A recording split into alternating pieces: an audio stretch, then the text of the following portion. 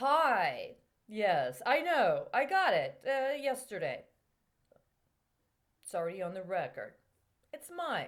Thank you. Did something else happen? Well, they said it was a Christmas gift.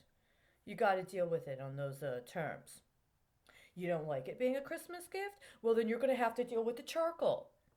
And as soon as you deal with the charcoal, we'll talk about the Christmas gift. But if you don't deal with the charcoal, I'm sorry. It was my Christmas gift. But now we got to deal with today. And I'm just letting you know, insofar as alleged President William Jefferson Clinton went to the Rockefeller Chapel at the University of Chicago in Chicago, Illinois, in June of 1999, and gave the speech he did to the graduating class, the graduating class, which means we would have been coming in 1995, those who were allowed to graduate, and said what he did. 20 years later would have been 2019. And among the things he did, which he tried to make it seem like he just extemporaneously added, was a bunch of information about Kosovo. And he also mentioned the Congo. I knew exactly what he did when I read that. Now, I was not in attendance that day. I was a journalist and I was a newspaper editor. And we provided coverage in that newspaper concerning students of Iraqi descent and who were Iraqi, as well as others that protested Clinton's presence on the campus of the University of Chicago, specific to the sanctions on Iraq and how they had been responsible for the starvation of so many people, including children. And amongst the protest were a calling out of what it meant that the Secretary of State at the time, who was Madeleine Albright, made the kind of remark she did that was considered callous. I'm not going to quote it, but let me say something. Just yesterday, the state of Texas, the GOP party in the state of Texas, evicted the sergeant of arms of the Texas legislature for a tweet he said that was nothing near as incendiary as what Madeleine Albright said and got backed up by. Nobody in the administration kicked her out of the party, deposed her from her office, sanctioned her. And you know what? Nobody seems to have gone on the record with discussing how completely inappropriate Clinton's address at that graduation was. Now, as I said, didn't attend. And the people who did attend, by that time I was doing different things than them.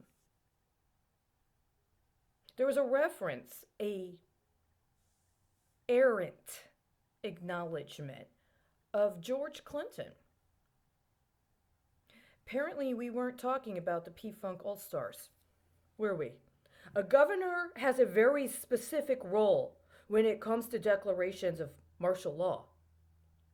He also has a very specific role when it comes to calling up in a emergency event, including a breach of national security or even a health pandemic. It's a very important invocation. It lets you know that you're being acknowledged.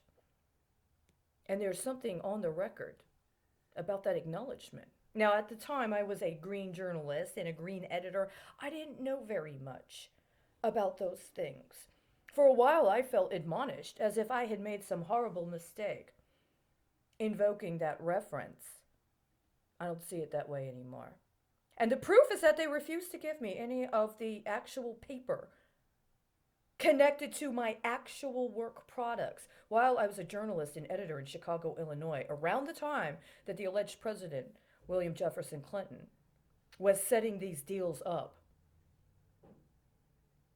Now, this is going on the 21st year after that commencement speech, where he specifically just seemed to randomly discuss matters related to war crimes. There was a commitment the United States had As a matter of fact, there was a commitment that the United States had through the Department of Treasury, regarding a 25-year bond that came due on my birthday when I was on the streets and somebody else decided they were just going to re-up me. I kept all the information I needed. So when we get to the point where we're honestly going to do the accounting we need to do, I'm already on the record. I've already said, keep your information. Their non-disclosures have no constitutional validity. Their re-characterization of concepts of confidentiality have no constitutional validity. And their electronic walls are actually a lot more unsustainable than they have admitted thus far. I would have supported the action that took place yesterday in the Capitol because it was necessary for those people who did what they did over the weekend with their swearing in and then came to their first day of Congress with what was in their Federal Register, underwriting what is going to be their term. It was unconscionable that on the 1 year anniversary of a bill where the Senate agreed to reversionary interest connected to mineral rights and offering for auction those mineral rights, that my efforts to address that were handled in the manner that they were. We are under an imminent threat of foreign infiltrators, including those who prioritized relationship building with narco cartels for the last 30 years, trying to undermine our authority as the people to the point where they want us to agree to cede that our own bodies are our personal property. And they've forced us into this situation where they've launched biological warfare to try to compel us to accede that we're sick or that we have symptoms so they can microchip us and try to torture us. And that's just the start. They needed to know that's not their authority. And it's not.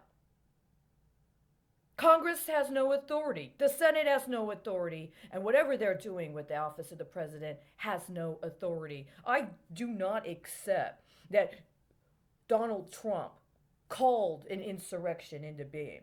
I do accept, if he were to go on the record, that the extortionate scheme that was ongoing with the congressional misabuse of the federal budget process and how that was parlayed with false accusations of Russian hacking that were an attempt to cover up an ongoing criminal investigation of the former Secretary of State, escalated to a point where they were literally electronically sexually assaulting American citizens, including minors.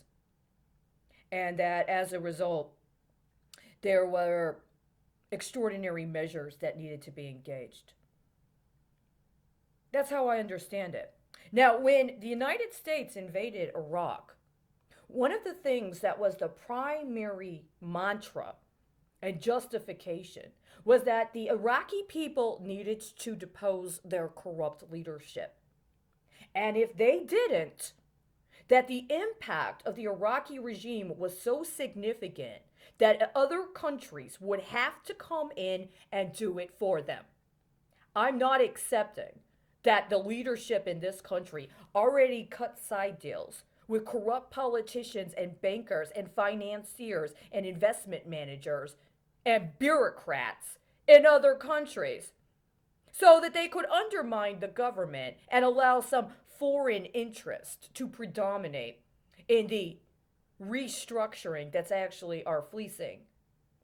I don't accept that. We have a right to take matters into our own hands.